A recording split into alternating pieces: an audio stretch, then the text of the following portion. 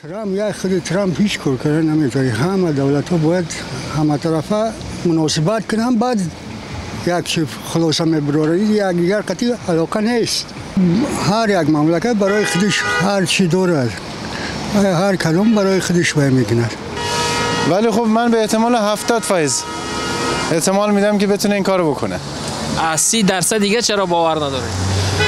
خب برای اینکه اینا احتمالات دیگه در بحث سیاست پیش میاد دیگه. ممکنه که مثلا روسیه کنار نیاد با شرایطی که میگن، یا خود اوکراین کنار نیاد، یه انتظارات زیادی داشته باشن. همچنان که خب بنده خدا رئیس جمهور اوکراین هم یک مسئله پیش اومد دیگه، چون انتظارات ازش داشتن.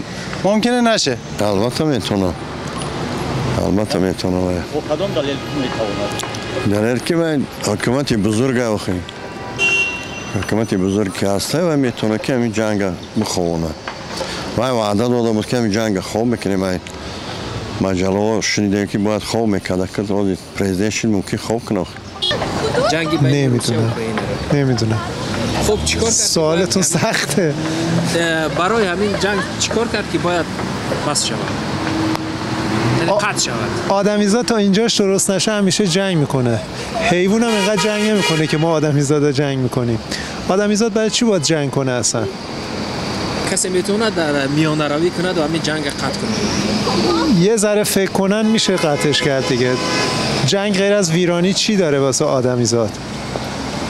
یه ذره تفکر میخواد دیگه. آدم‌ها باید رو مغزشون اول کار کنن. یعنی نیاز به میانه رو نداره. چرا طبیعتاً، ولی خب کار سختیه دیگه. در این جوری کارها کی باید میانه روی کنند؟ طرفین باید کوتاه بیان دیگه، بدونن که جنگ جز ویرانی چیزی نداره دیگه. کوتاه بیان. این رهبرای کشورهای ابرقدرت میتوانند اگه نفوذی داشته باشن برای قطع کننده؟ یه درصدی از جنگ‌ها اصلا کار خود اوناست. خودشون جنگو راه میندازن، خودشون قطعش میکنن به نظر من. ولی خب سوال سختیه دیگه، خیلی پیچیده است. دانش سیاسی میخواد، من ندارم.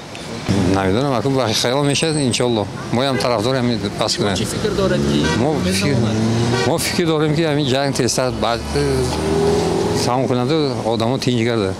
این پرزیدنت آمریکا وعده داده است که من هم جنگ چی میکنم. ترامپ. شما چی فکر دارید که از داش میتونه؟ ممکن اکنون نمیدونم، خدا خواهد نصیب باشه انشالله میبینیم.